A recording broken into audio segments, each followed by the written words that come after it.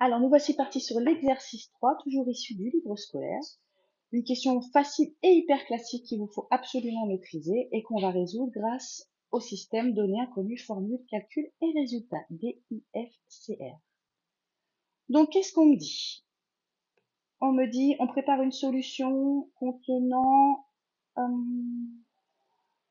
50 grammes de chlorure de sodium dans un bécher, que lui, il a 100 grammes d'eau dedans. On me demande de calculer la masse maximale de chlorure de sodium qu'on peut dissoudre dans ce volume d'eau. On est parti. Si on fait la liste des données, donc ça c'est la question 1. Si on fait la liste des données, on a mis une masse de 50 grammes. Les unités sont bonnes, on touche à rien. On a un volume qui vaut 100 millilitres. Ça tout de suite, on modifie 100 millilitres, il y a 0,1 litre. Et qu'est-ce qu'on me donne aussi comme données? On me donne la solubilité du sel. NaCl, c'est le sel. Et donc on me dit que la solubilité vaut 360 grammes par litre. On me précise à 20 degrés, mais comme il n'y a aucune autre précision, on va partir sur le principe qu'il fait 20 degrés. On me demande de calculer la masse maximale. Mon inconnu, c'est donc M max égale point d'interrogation. Donc la première chose, ça va être de trouver la formule. Donc, comme d'habitude, on est sur une masse, un volume, une solubilité. On sent que la formule, ça va être solubilité égale masse max divisé par volume. Je modifie ma formule toujours en utilisant mon triangle. Donc, voilà, je modifie parce que moi, ce que je veux, c'est ma masse max, c'est ça. Donc, en modifiant ma formule pour obtenir masse max égale,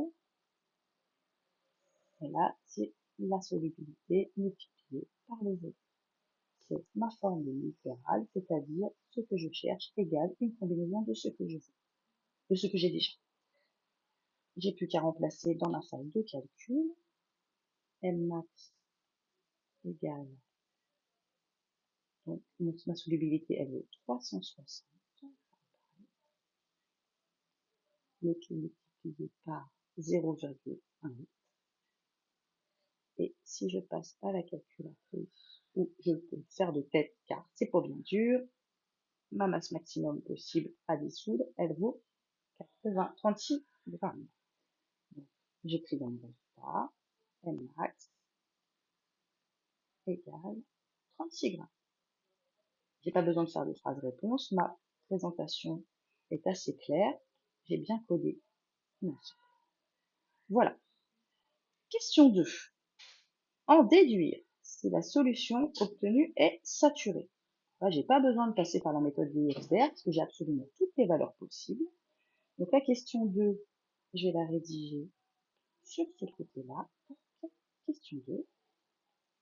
Hop. Alors, qu'est-ce que je vois? Je vois que ma masse maximum, elle vaut 36 grammes et que moi, j'ai essayé d'y introduire 50 grammes. Donc forcément, j'observe que la masse maximum est plus petite que la masse que j'ai introduite. Pas besoin de rajouter des commentaires puisque j'ai tout bien codé. Donc la solution est saturée.